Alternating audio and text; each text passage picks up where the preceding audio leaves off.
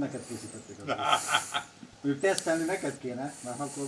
Ha én engem kivér, akkor már nagy baj nem lehet. lehet sorozatgyártásra.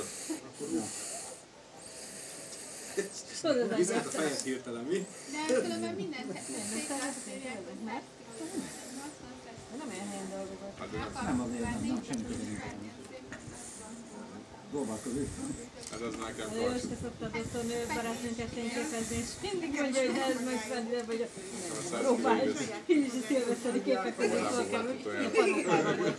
Következő héten ment dolgozni, és a beszélget. Tudtad, láttuk, jól telt a szilveszter. Még panokában is. Akkor avatás! Jézusom!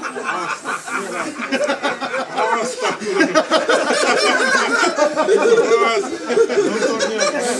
Majdnem meghaltam.